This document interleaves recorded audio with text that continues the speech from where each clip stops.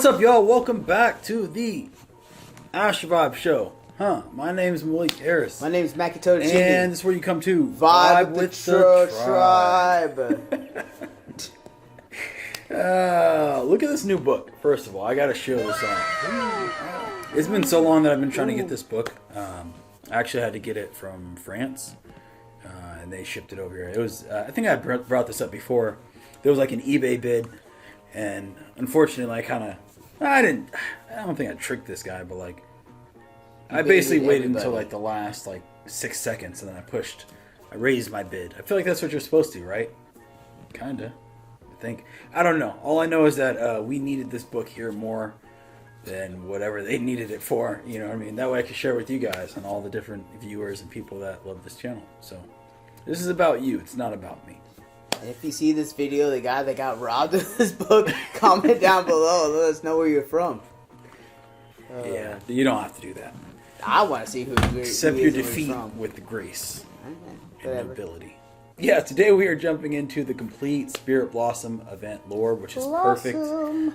Since we have the new Ionia book, it all comes into line at the same time. I know that the new season of League of Legends also exploring Ionia, so I figured this would be a good time to just kind of dive into things. Some of you guys have seen our previous videos where we did Ionian myth and things like that, and we just honestly don't have the most lore depth in Ionia. No. Yeah, a lot of it's in other places, so I feel like this would be a good time to just get educated. So yeah, big facts. Yeah, and this is very confusing at first. We didn't know that Spirit Blossom was an actual event that takes place within the world. We thought it was just a skin line thing, and then the way they kind of mix reality and inside the world of Runeterra together is very interesting. So yeah, I don't have too much more to say. No, me neither. I'm looking forward to this, and let's just get after it. Yeah, let's jump into it.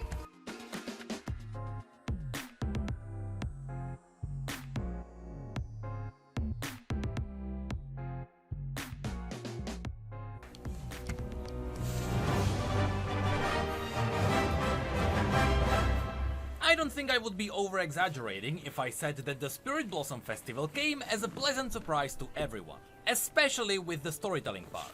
Not only did the cinematics show us what happened with Yasuo and Yone, and what happened in the old Ionian legend before that, but since all the Spirit Blossom skins were also confirmed to be representing real spirits in the Ionian mythos. That means that all the Spirit Blossom stories, which you might have experienced through the client, are also technically canon. And that's what we are going to have a look at today. However, the main reason why I want to talk about all the different storylines isn't just because they are real stories, but it's because these spirits, which are a real part of the universe, reveal some really important information about how Runeterra works.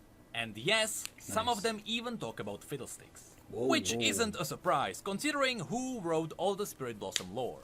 So, just to quickly summarize how this works, Ionians believe that when someone dies, their soul goes to the spirit realm. And inside the spirit realm, the souls get to meet different spirits that determine what would happen to them. For example, they can get stuck in an endless tormenting loop, or they may find eternal peace.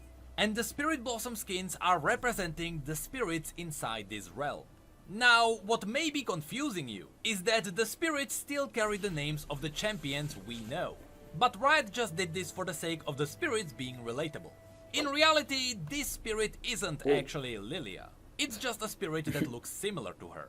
So, in our heads, we can call her Pelia. Just like this is now Biven, Gasuo, and Phone. Hopefully things are a bit less confusing now. So now, without further ado, let's go through all the Spirit Blossom storylines, and let's talk about all the Easter eggs and interesting information which each of them reveal. Hey. At the very beginning of this event, every one of us got to meet the Fox, which we already know as the Gatekeeper. Interestingly enough, the story describes that we arrived at a beach, which is a place with its own purpose. Later on, from Riven's storyline, we will learn that every spirit that arrives in the spirit realm starts from here. In fact, if you go back to the Path cinematic, you may notice that the Elder Brother started on this beach as well. Anyway, straight from the beginning, the Gatekeeper asked us to follow, because the job of the Gatekeeper is to lead spirits to their peaceful afterlife. However, it is not her job to make the spirits follow. The gatekeeper even hinted at the fact that it is still our choice whether we want to follow her. Then the gatekeeper noticed that we have the scent of the living, which means that somehow we ended up in the spirit realm despite not being dead. But instead of helping us get to the spirit realm, the gatekeeper just gave us a map and told us to find another spirit who could help us. And so our journey wanna get began my job. with Go the find first somebody else. choice of It's where not my should we problem. start. Here I should point out that all of these storylines were written separately, and that they are all happening at the same time. Although at the end we will reveal that there is some time skipping. So even though it may seem that canonically the main character is going through only one of these storylines, in reality it is a lot more confusing. But more on that later. Either way, now it is our choice to pick where to start. I'll try to go through the champions in such an order so that you can see how some of the storylines cross over. So I am going to start with perhaps my favorite spirit, Teemo. I know, I didn't expect it. Wait. Shout out Teemo. Not game version apparently, because nobody likes him, but you know, Teemo not in the game. So is this? Maybe I missed this, but is this from like a game that they put on or something? Did they say that or? It's an event when you open up League of Legends like homepage. Okay. Kind of like Marvel Rivals, they'll have like the different side events that you do. Yeah, yep. Okay, I see. Event start. Okay, yeah. When it said event, I was just like game event. I that makes sense now. Either, but his story is pretty cool. Because Teemo is the furthest away from the beach where you arrived. By the time you get there, you are starving. And so Teemo pulls his first prank on you. He lays down a trap in the form of a bunch of leaves and dirt, damn, traps. disguised as a delicious meal. Of course, there is no way to avoid eating it, and so you fall for it. After laughing in our face, Teemo noticed that we are not a spirit, and so we don't belong here. But instead of helping us, to Teemo, all that meant was that we were the perfect assistant to help Teemo with some of his serious work. And so, even if you try to decline, Teemo just ignores you and pretends that you agree. After that, Teemo leads you through the dense forests, to a massive gate overlooking a river which was lit by lanterns. Then he says, "I'm sure glad you agreed to do this mission with me," which, you know, we didn't. After his eyes which, open. he explains that this super thought he was dangerous like Brock and the whole super time. secret mission was to play a prank on Thresh. He then tries to look for a good reason for you to help him, but not knowing much about you, Teemo asks you where you're from, to which you have the option to say, "From the physical realm." What are you talking about? This excited Teemo because he had never met anyone from Either way, because we are the spirit, we could help Teemo because Thresh's magic wouldn't work on us. And so our mission was to sneak into his temple and steal his lantern. Normally, we would have to be insane to go through this, but Teemo promised that he would send us home after this. So again, even if you try to decline, Teemo tells you that he will wait for your Great. return. Oh, wait here. When you return with the lantern, Teemo is surprised because he didn't think you could actually do it. In fact, it turns out that he lied about Thresh not being able to Goddamn. hurt you.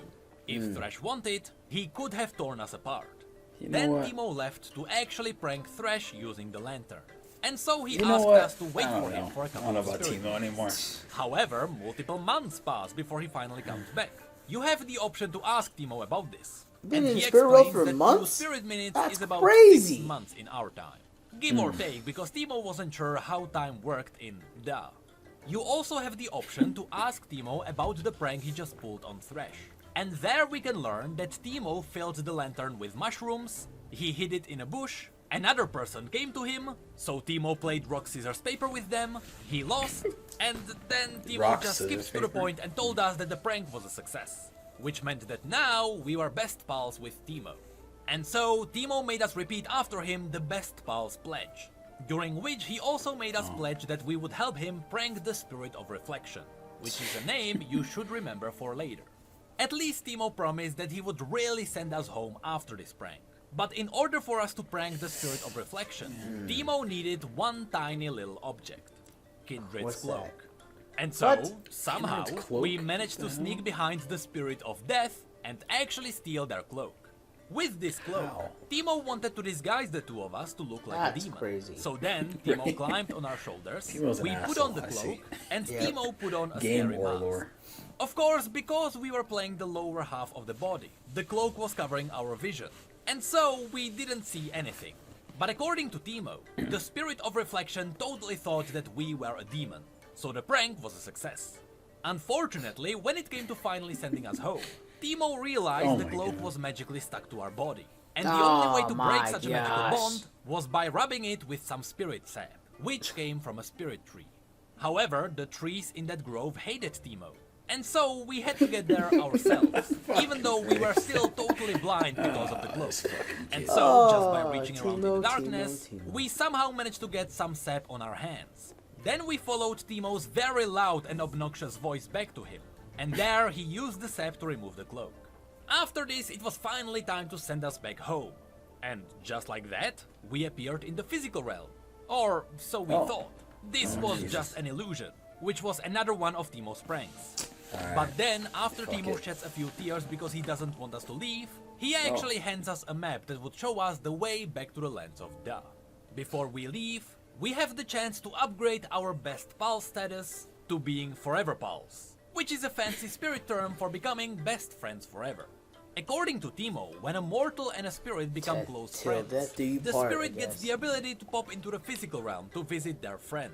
And so, Teemo pushed us to quickly find our way home, so that he could visit us in the physical realm as soon as possible.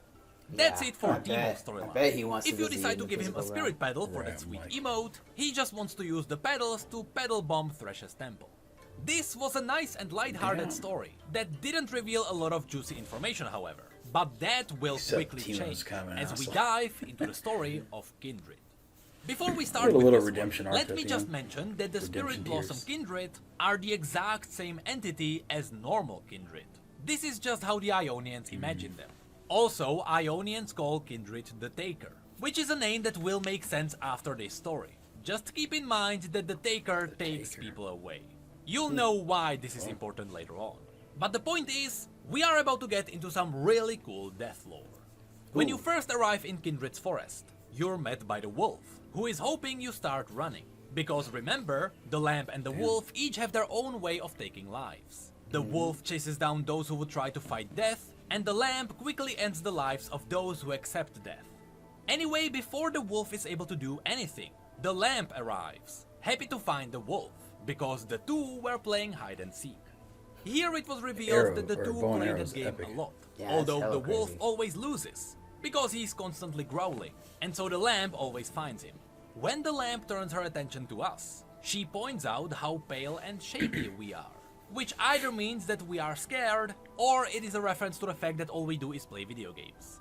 The lamb then mentions that she's tired of always winning at the hide and seek, and so she asks us to play with them. And because we have no other choice, that's what we do.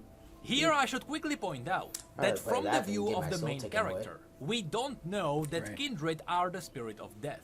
Right now, we just see them as a wolf and a small girl. Anyway, the story actually gives us a choice of where we want to hide. But regardless of which spot you choose, the lamp always finds you. And so, the wolf invites you to a very exclusive losers club, reserved only for you and the wolf. But then the lamp asks, how did a human get here? And they explain that the spirit realm is for the dead and the spirits, which means that these two are two separate things in the eyes of the spirit. The lamp then gets a little bit confused, because despite the fact that we are now in the spirit realm, they don't remember us. And that's because the Kindred are supposed to meet every single being in the moment of their death. This was just a further proof that we weren't dead. But either way, the lamp didn't think about it too much, and instead they started another round of hide and seek. But this time, we would be looking for them. Here you have a couple of great choices. You can decide to cheat, but the lamp will notice, and the wolf will kick you out of the exclusive losers club. Or you can just point out that you will never find them, because you don't even know where you are. Regardless of your choice, the lamp then explains that they are really good at hide and seek, because they can hop in and out of the spirit realm. That's how they get to meet mortals during their death. They just hop into the physical realm. After this, the lamp explains what we already know, that she has to be present every time someone dies, to make dying easier on people. Or if someone doesn't want to die, the wolf would step in.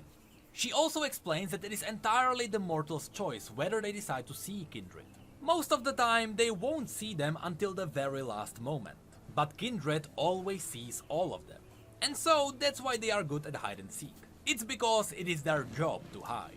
But the wolf is still quite a bit easier to find. Then the lamp finally introduces them as Kindred, the spirit of death. This wolf seems They were the very... spiritual incarnation of death, which a human mind could comprehend. Wolf seems just very cynical in here. He usually seems like a Yeah. lot more aggressive and evil. It seems like he's just a little, kind of like a Laid back. prankster. Yeah, you know what I Very mean? laid Just back, yeah. a little devious and whatnot. So it's kind of interesting seeing the different iterations of how people interpret Kindred. For sure. Yeah, and you know what? I can't help but think this reminds me of like our whole thing. Like we have our shared universe. We talked about it multiple times, but we have like a spirit world too. And Yep. one of the main characters, we have a series called Mega Ghost, and he has the ability to basically, essentially almost die and then go into the spirit realm, and his body essentially shatters at like a matter atomic level or whatever, so he shatters into like this dust, and then he can come back and reform his body. But when he shatters, it turns into like a smoke, and then his soul basically enters into the spirit realm, and then he can like travel and do different things, and then wherever he like decides to jump back in the physical realm, his body will like rematerialize there. So I'm like, it's so interesting that they keep talking about this, because that's all I can think of this whole time. And we have like a Spirit Walker series as well, and the Spirit Walker's in charge like guidance holes and shit like that. So yeah, super fucking interesting. I'm like starting to like this a lot more now that we're getting into the lore of everything. So I didn't really know it was this deep, to be honest. And we haven't even got through. No. Oh my god, it's a lot of fucking people. It's more people than they showed in the beginning. It's a big event. Yeah, I guess so. How long did this event happen or last for those of you who were playing the game during this time period? Was it for a whole season, or was it just a month or something, a portion of a season or something? Yeah, I'm interested to know. After this introduction, someone in the physical realm died, so Kindred had to quickly leave. A while later, they reappear, and the lamp starts questioning you. Unfortunately, because we don't even know how we got here, or where our body was in the physical realm, Kindred can't find us. But the lamp then points out that oftentimes, physical objects can give spirits back their memories. Using herself as an example, she mentioned that there were objects which held her memories from times before she came to this realm. However, before she came here, she wasn't alive like us, because she came from times before death was even a concept. Here the wolf confirmed that one day, Kindred simply appeared, but these objects could give them back their memories of what was before that. And so, we decide to help Kindred and learn about the origins of death itself. On this Wow, adventure, that's a trip. the wolf Yeah, decides that's- to help us, Being able to because we are hang out going with to the death warrior itself. graveyard, Right. where every soul wolf ever chased ended up. The lamp wasn't with him, because the wolf didn't want her to see this violent place. Anyway, the wolf then tells us to focus and use all our senses to find Kindred's memories. Anyways, And so, we close our eyes. We can hear lonely footsteps against the wind. Then there were voices shouting curses. And finally, there was a flash of reminds me fear. of Ninetales. Then the from wolf Naruto. points out three objects: a portrait, a grey coat, and a knife. And you learn different things based on what you choose. The portrait reveals a man with black hair and very sad eyes. According to the wolf, the grey coat smells like soil and stone, and it had the scent of a tragic death. And the knife felt familiar to Wolf, as if he had held it before, or someone else held it to Wolf. Regardless of which item you choose, they are linked to Kindred's memories. The thing is, the wolf knows how happy the lamp was now, and he was afraid that if Lamb learned the truth, her endless blissful childhood might end. And so the wolf gave the ultimate choice to us. Give the lamp back her memories, which is what she desired, or keep her happy forever. When you finally get back to the lamp, you have no other option than to give her back her memories. And this is where we learn how Kindred came to existence. It turns out these items belonged to a man with black hair, sad eyes, and a grey coat. This man was very lonely, because even though he met everyone in the world, nobody wanted to meet him. All he ever wanted was a friend, but he could never get one. Eventually, everyone Sounds left like a him, moo-moo. and the others hated him for it, because they thought does, he doesn't took them it? Yeah. all away. The wolf then confirmed that this Except for the person black was hair called part. the Grey Man, and he was the spirit of death. The He Grey wandered Man. the That's world, crazy. known by everyone, but hated for what he was. Each night he went to sleep, hoping the next day would never come. But he always woke up, sad that he couldn't end his eternal suffering. So then he took a magic blade and he cut himself in two. He likely okay. wanted to I know end this story. himself, Ooh. but instead he created the lamb and the wolf. So in the end, the Grey Man found peace, not only in ending his own existence, but creating two halves that would always have a friend. Of course, in nice. case you forgot, the story of the Grey Man finally gives meaning to Kindred's original release tale. That's pretty cool. Oh yeah, we watched this. I was gonna say. Oh, let's go. Tell me a story. Yeah, we heard There was this. once a pale man with dark hair Their, who was very voiceover. lonely. Why was it lonely? All things must meet this man, so he shunned him. Did he chase them all? He took an axe and split himself in two, So he would always have a friend. so he would always have a friend. This story ends with Lamb being happy that there was someone who gave up everything to make sure she and the wolf had each other. And she even pointed out that if the Grey Man was watching, he would probably be happy that the two were always together. After this, when Kindred leave to attend another death, you can hear the same lonely footsteps which we have heard before we found the objects. But now the footsteps faded away. Of course, these lonely footsteps were those of the Grey Man, which means that he's been watching the two all along. And Nice. now we are getting to the stories of the other spirits that are still very interesting. Very, very interesting. Yeah.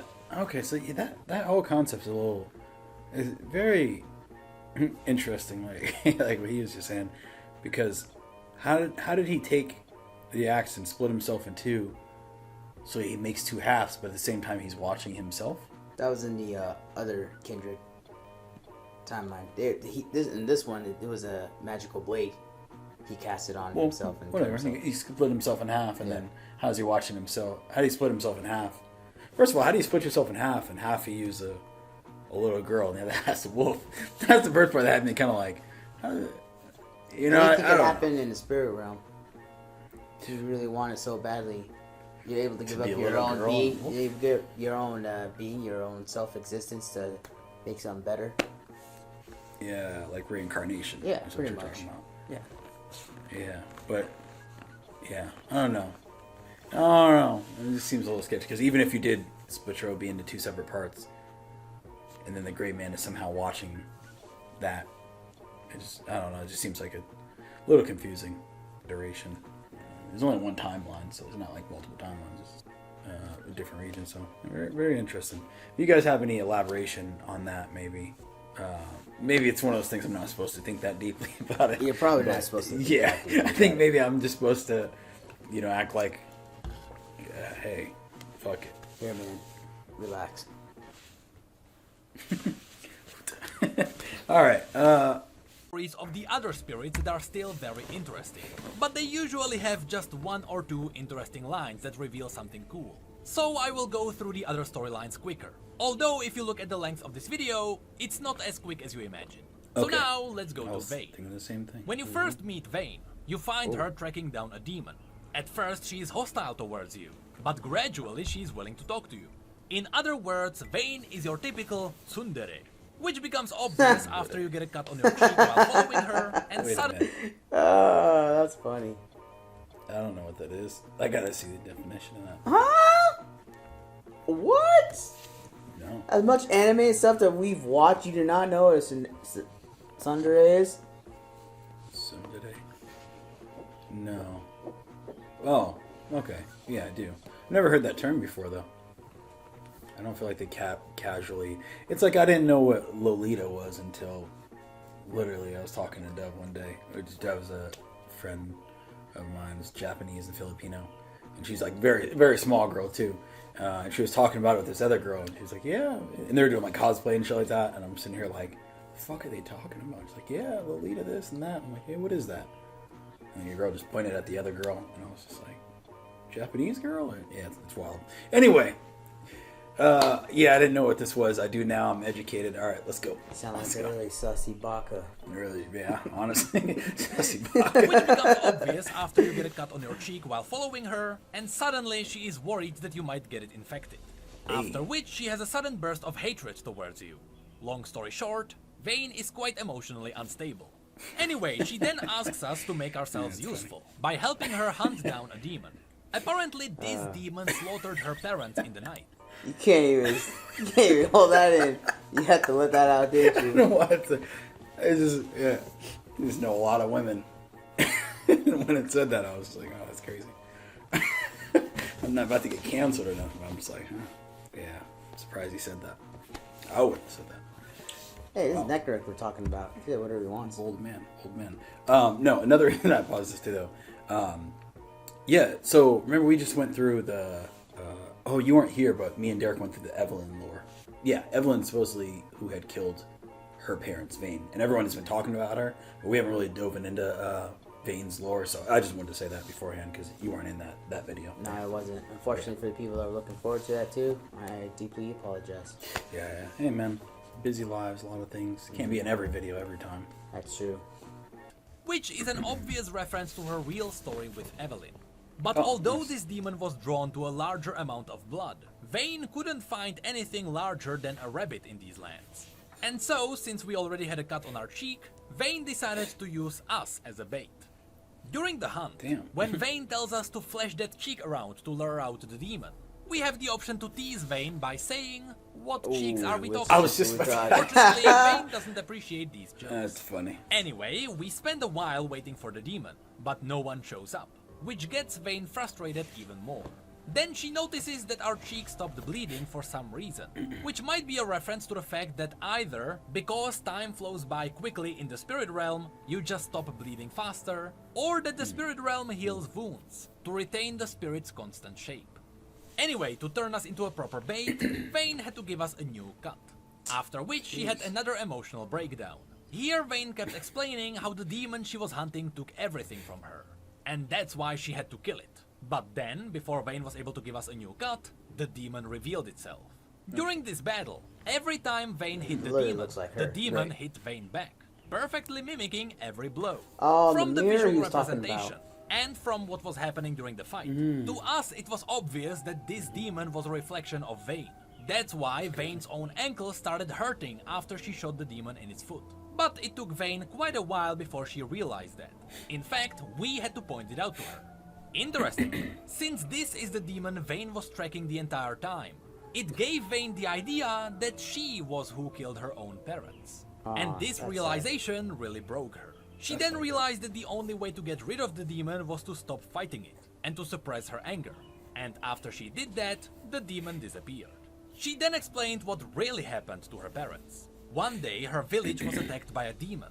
It wasn't an Azakana, it was something they had never seen before. It was some kind of an ancient monstrous beast that fed on pain. When it arrived, Vayne was paralyzed by it, and so she just watched what it did to her parents. Of course, this means that it wasn't Vayne herself who killed her parents. It was still this other demon. And so, the demon Vayne was hunting down was her own obsession with revenge taking form. Anyway, since Vayne's been hunting down her own obsessions for thousands of years in the spirit realm, after finally learning the truth, she was so happy she was willing to help us get back into the physical realm. Nice. That's it for Vayne's storyline. So now, let's move on to Riven.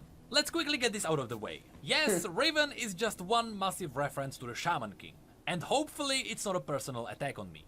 Anyway, when you first meet Riven, it is in the middle of the Sword Graveyard, where, while under the influence of a dark spirit, Riven is looking for the pieces of her broken blade. She quickly mentions that once she finds it, and puts it back together, she would finally remember how or when she died. And so, because you have nothing better to do, you start snooping around looking for the broken pieces.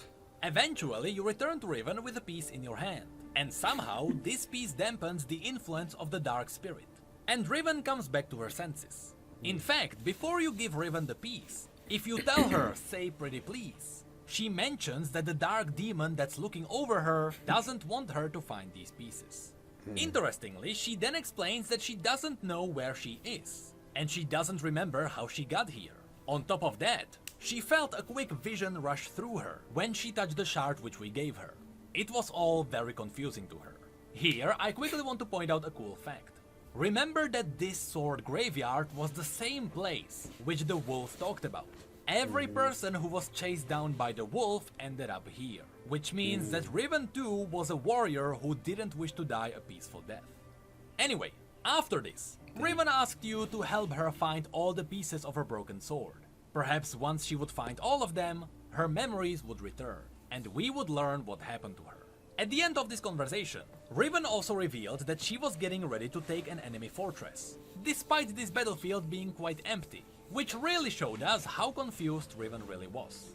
Next time, when you return to her with even more pieces, you meet her in a forest. There, when Riven touches the pieces, you two get a new vision. You get to see two people standing over the body of a dead female warrior. The two people describe her as a great fighter, who easily broke through their front line, and they say it was a waste to see her die. At this point, Riven, who stands right next to you in this vision, gets confused. And that's because she thought these two figures were That little talking flame to thing her, is- not to the dead body. Because eyes are this funny. entire time, Riven believes that she is still alive. She doesn't know that she is dead, and that she is in the spirit realm. The two figures continue by saying that her blade was shattered completely, after which we hear the voice of the fox, asking Riven to follow. This of course indicates the moment Riven died, and then the vision ends. Unfortunately, even after we tell her that she's clearly dead, she still doesn't believe it, and so she asks us to get more pieces to learn the truth. But before we're able to do anything, out of nowhere Cassiopeia appears, and she mocks Riven that she can't let go of her past. Honestly, we don't really learn anything from this conversation. We just learn that Riven has been tracking Cassiopeia down for some reason. And then Cassiopeia leaves after she tells us that she's too weak. But before she does so, Cassiopeia laughs at You're us trash. and tells us to check if we still have the shards of the blade which we have found. Right after she disappears, we learn that all the pieces are somehow missing. And so, without the pieces of the blade, the dark spirit looming over Riven tries to break out again. This part of the story might have felt like a confusing mess, but its purpose was to show us that Riven can only hold back the dark spirit if she has her blade. Anyway, after we venture out looking for more shards, the next time we return, we somehow manage to find almost all of them. However, when we hand them to Riven, we find out that Riven keeps losing the pieces. And when the pieces are gone, she gets obsessed by finding them again. And that's why Cassiopeia mocked her. It's because Cassiopeia represents the spirit of temptation, so really she was just teasing Riven. Anyway, this causes Riven to go into panic mode, and she tells us that she only remembers one thing from her past. She fought in the greatest battle ever fought in history.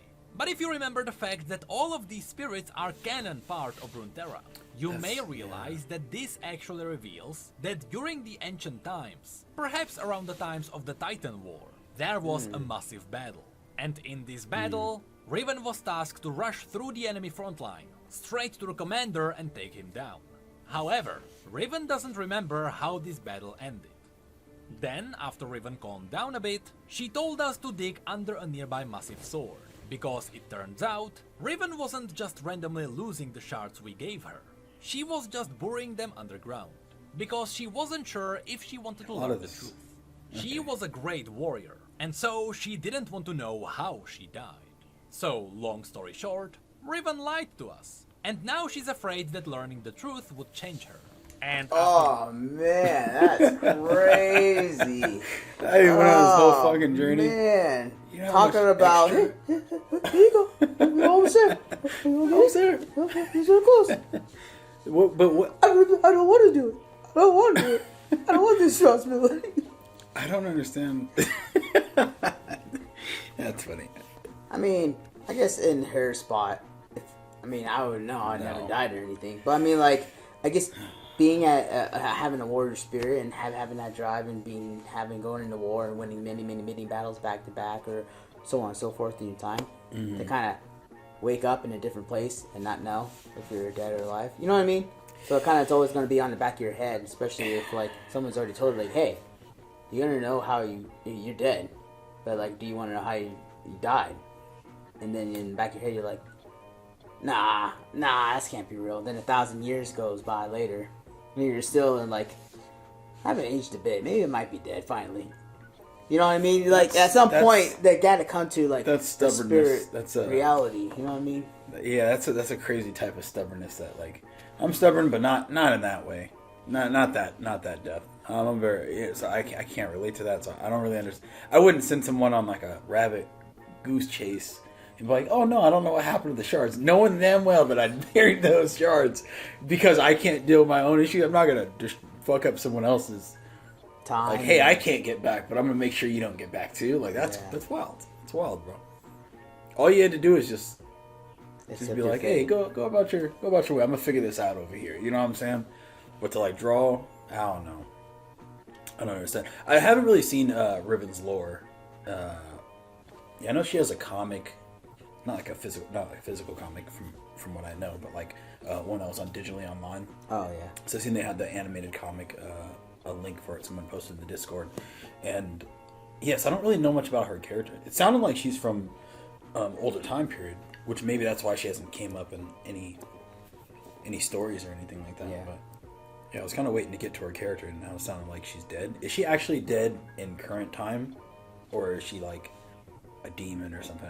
Yeah, I don't know. Maybe you guys could let me know. Is there a reason that we should jump into her lore? I feel like she would come back from light or come back from the dead or something like that, right? So she's still a relevant character, or is that not true? Yeah, I have no idea. But Just trying to think where she's from. Ionia? Oh, she's just originally from Ionia? Okay. Yeah. From what I know. But yeah. Yeah, she has the blade. She has, or we've seen her before. She has a blade and it has like the runes in it. It has like all the cracks. It looks like it's like a broken blade. And that's where I'm like, oh, yeah. So that's why I assume like her blade got broken. She died. She came back, and that's why she has the blade. But I haven't actually went in the lore to see. But I just seeing the visuals, I thought that's what was happening. So, and it's she has like gray hair. We'll look at her. Interesting stuff. We're gonna have to dive into her lore.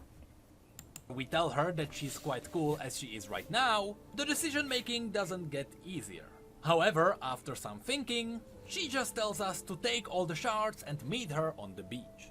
When we get there, Riven is a bit nervous, because she's not sure what would happen once the blade would be reforged. She might turn into a totally different person. And that's why, because she likes who she is now, she solved her problems by throwing the shards into the sea. To which you have an appropriate answer. After this, because the two of you became close friends on this adventure, us to take all the shards and meet her on the beach. When we get there, Riven is a bit nervous, because she's not sure what would happen once the blade would be reforged. She might turn into a totally different person. And that's why, because she likes who she is now, she solved her problems by throwing the shards into the sea. You know how many games I had to grind? I think that'd be my answer. That's like what I'm saying is I'm like, bruh, you know how much we just went through to get... Why, though? It's just like, why are you ruining me? What did I do to you? Crazy, man. Why? Riven. I didn't even see the top two. That's funny. Which you have an appropriate answer. After this, because the two of you became close friends on this adventure, Riven kisses you on the cheek, and that's how the story ends. Oh. So now... Women! Women! Oh, no, it's fucking hilarious because I feel like these past couple stories have kind of had like... I mean, Teemo. Teemo is definitely a menace. Teemo's kind of an asshole too. He's definitely but I mean, an like, asshole. I feel like it was kind of predictable. He's a jokester. He's pretty much that simple. You know what I'm saying? Like, he's gonna play pranks. You know, that's he's gonna. And then he's like, hey, you're my best friend. You play pranks with me. You know, pretty simple. All of this, I don't even know. Craziness. Oh, let's have a look at what was that Cassiopeia's part all about. When you get to meet Cassiopeia in her shrine, we learn that she is the spirit of temptation, and so she could sense our desires, and do whatever we wanted her to do. But before we have a chance to say anything, she coils around us and squeezes us until we black out. When we then wake up, we don't really learn why she did that, but at least she was ready to give us what our heart desired, which she thought was a wooden comb.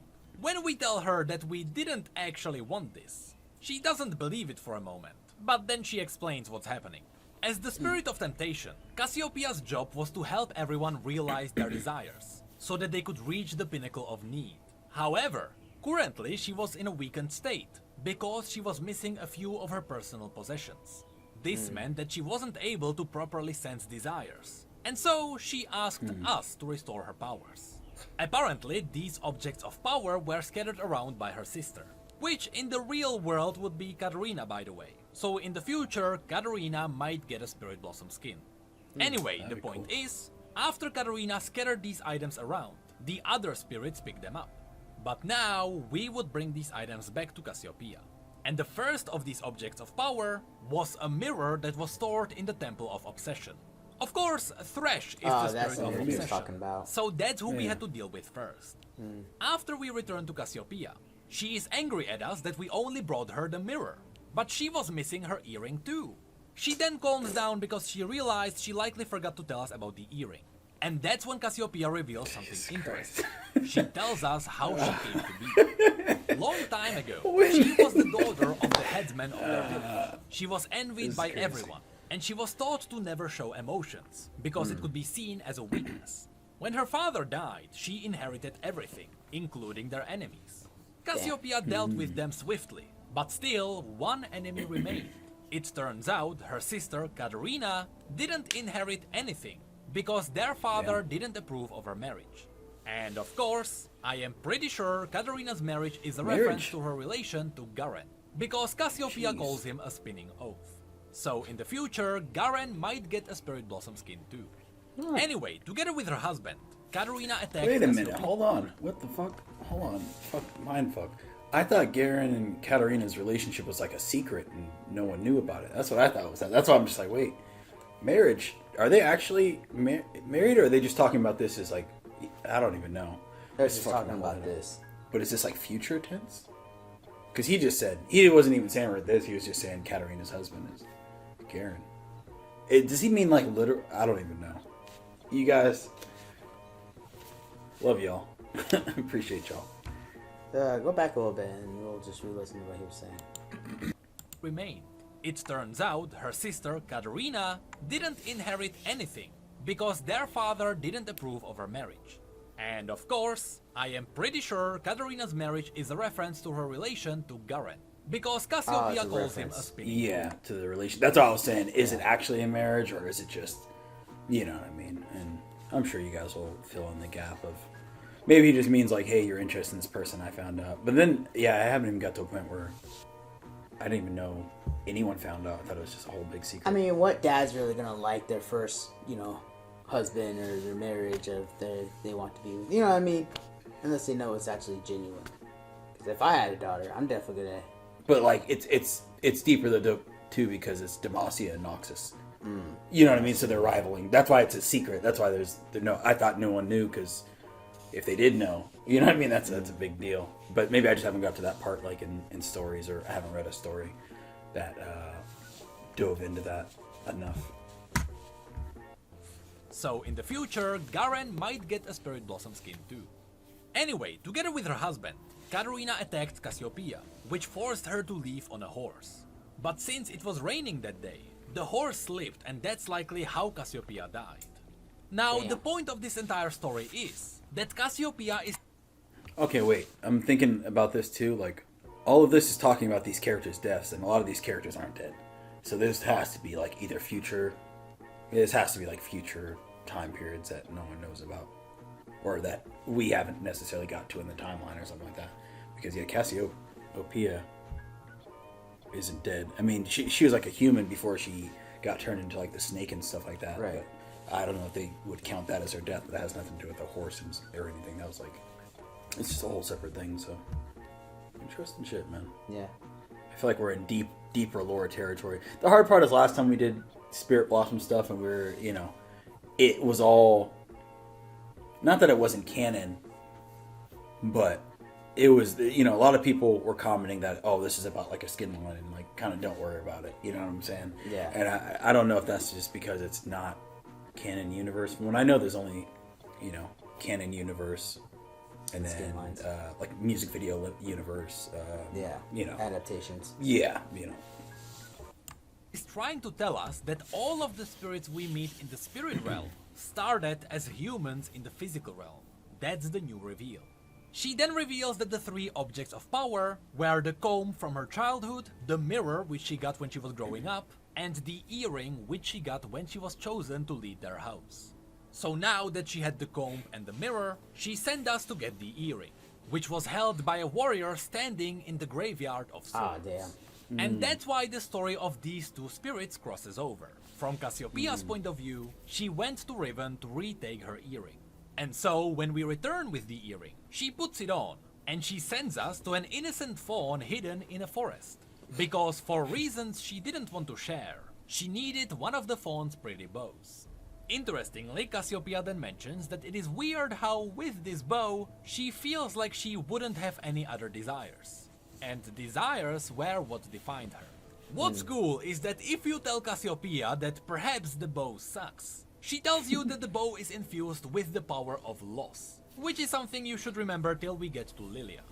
Anyway, she then tells us that this is the last task, and that should we return with the bow, she would reward us. And so, when we return with the bow, Cassiopeia takes it, and she announces that with these objects of power, she would become greater than salvation, obsession, or even death. Soon, these lands would belong to temptation.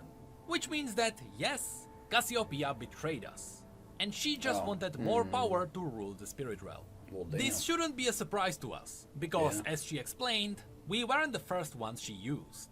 In fact, all the statues around us were the other souls who were lost to their desires. Oh, wow. However, Cassiopeia then admits that it was nice to finally trust someone with a task, and so she decides to not claim our souls, but to let us go. As a nice bonus before the story ends, Cassiopeia explains that she shouldn't be called a spirit. She was Akana, which could be translated as demon, though in her case it wasn't entirely accurate. This information is cool because it ties to Fiddlestick's demonic compendium. Since the word Akana is similar to Azakana, as you'll see later, there is a link between those and the Spirit Blossom spirits. But there are more cool links, such as the fact that Thresh is the spirit of obsession, and here we can actually also find obsession. Anyway, after this, Cassiopeia simply leaves, saying that the 2 realms will never be the same. The end. If you thought this story wasn't as cool as you thought it would be, you have the chance to be a weirdo, and you can keep asking Cassiopeia to squeeze you and crush your bones. Oh, If you jeez. keep doing What? that, eventually she will actually tell you how weird you are. So now, speaking of obsessions, let's have a little look at the skin story for of Miles. Thresh. Ugh. Thresh. We might pause it right there. Yeah, we might pause it right there because I want to read. I haven't really. So I'm reading the Ruination right now, and you guys don't spoil this in the comments, but actually, you guys can kind of read further in this book before, because I feel like there's a part in here that I'm starting to look at it, and I'm like, damn, I feel like this character's Thresh. But there's basically like a guy who's very smart, and he thought he deserved more, and then he kind of got banished to like this lower part of their kingdom, essentially, to do all these different tasks. And for some reason, I don't know, he's working in the underground and stuff like that, and it's on, it's in Blessed Isles, and I feel like he's going to end up turning into Thresh for a minute, and I'm like, I don't really want that ruins. I've been like kind of avoiding all things with Thresh a little bit until I kind of get further in there, and I'm on chapter 9. I feel like it's page 169 or some shit like that. But yeah, I think I'm like right at the part where, for those of you, I feel like most of you guys know Ruination Story, but the wife ends up getting cut, and she ends up getting that infection. Like they try to assassinate Viego, and then they end up hitting the wife, and now he's trying to figure out a cure for it. So he's going to head to the Blessed Isles because he has this whole thing. So I feel like I'm like right at the cusp of like, you know what I mean, like really good stuff. So I was like, let me not ruin this. So we might take a break, and then we'll come back and finish the second half. I like doing this in two parts, anyways. Hour and 8 minute video. So with our talking and everything, that'll be like 2 hour long video, if not hour and a half. And we're not Necrit, you know what I mean? We don't need to be doing 2 hour long videos or any of that type of stuff. We're just, common folk over here. So indeed we are. Indeed we are. All right. Yes, it was a great video. I'm really glad we're jumping into Spirit Blossom. I like it. It's cool. I'm looking forward to your guys' comments too on this, because I feel like I said, we didn't really have too much information on Ionia, so A lot of questions about a lot of this. And granted, this is still, I don't want to say it's for fun, but I feel like this like, I guess this is full on lore accurate information. That's what Necroc said. Yeah, so that part still has me a little bit like yeah. All these characters now going to replace the current characters that's in the game. Right, like yeah. Or they're just doing it like you were saying. It's like in the future, something happens where they go and become these characters now. Yeah, like they end up dying, and this is what happens at that time period, which is very, very interesting. I'm also thinking like in cinematic story-wise now, when it comes like arcane and stuff, someone going to travel to the spirit realm and they're going to see, like a Yasuo from the spirit realm, see all these different characters, which is a weird time-bending thing, because if in the physical world, that means they're like back here in time. But yeah, all in all, again, we appreciate you guys as always. Appreciate the Discord members. It's been really loud in there because of all the Warhammer stuff. For those of you who also watch like our Warhammer content and stuff, Oh yeah, it's been booming. Yeah, I people like post every day. You know what I mean? I know it's a lot of people from overseas too. So we're in the States and America. So yeah, it's been nice seeing like everyone interact, and I see League of Legends people jump over, I see other people jump over and stuff like that. So as we build up the anime space too, it's going to be very interesting just seeing how the community grows. So we appreciate you, Discord members. For those of you who want to see part 2 faster, we'll probably space these. Release one week, release one the next week, just because we are kind of going into summer too. We were dropping 2 League of Legends videos Thursdays and Sundays, and now we're gonna trim down to just 1 League of Legends video per week, which may be like a surprise video if there's a bunch of information coming out, or like a new trailer reveal or cinematic or some shit like that. Something booming. Yeah, we won't hold off on those. We'll try to put them up as fast as possible. But for the most part, Thursdays will be the days that we drop our League of Legends content. Fridays is Warhammer content. And then usually Monday, Tuesday, Wednesday is like anime stuff. So, yeah, man. Again, YouTube memberships, if you guys want to see those videos as soon as they come out, week ahead, 2 weeks ahead. And then Patreon is always a little bit sooner than that because they're also uncut. So, yeah, man. Okay. To see the full version of us and being silliness without the editing. Exactly. Until next time. Thank you guys for being here and watching this video episode with us. Until then, we'll see you guys next time. Peace. See ya.